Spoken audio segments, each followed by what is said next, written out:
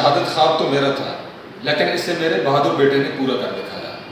یہ ایمان افروز الفاظ ہیں صوبیدار میجر ریٹائرڈ منصب علی کے، جن کے نوجوان اور بہادر بیٹے کیپٹن حافظ سرفراز شہید نے اس دھرتی کے دفاع کرتے ہوئے اپنی جان کا نذرانہ پیش کر دیا۔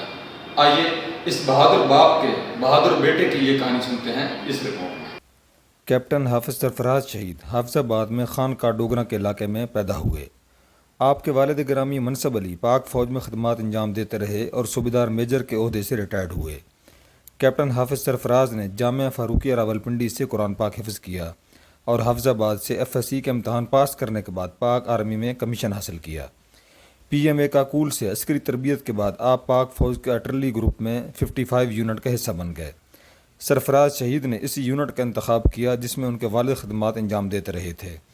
یہ 20 اگست 2013 کی ایک تاریخ رات تھی جب سیاچین کے شکمہ سیکٹر پر پاک فوج کے جوانوں کی قیادت حافظ سرفراز شہید کر رہے تھے کہ رات کے 11 بجے بھارتی فوج نے اچانک شدید فائرنگ شروع کر دی۔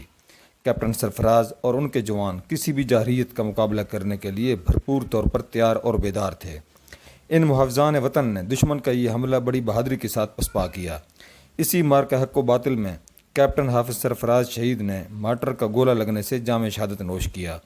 شہید کا جسد خاکی جب حافظ آباد پہنچا تو پورا شہر اس بہادر بیٹے کے استقبال کے لیے امڈ آیا۔ شہر بھر میں سبز ہلالی پرچم لہرائے گئے اور گلیاں سڑکیں خراج عقیدت کے بینروں سے سج گئیں۔ شہید کے والد گرامی کے جذبہ کو سلام پیش کیجیے کہ انہوں نے خود اپنے جوان بیٹے کی نماز جنازہ پڑھائی اور اس موقع پر انہوں نے فرط جذبات میں کہا کہ شہادت خواب تو میرا تھا لیکن اسے میرے بیٹے نے پورا کر دکھایا۔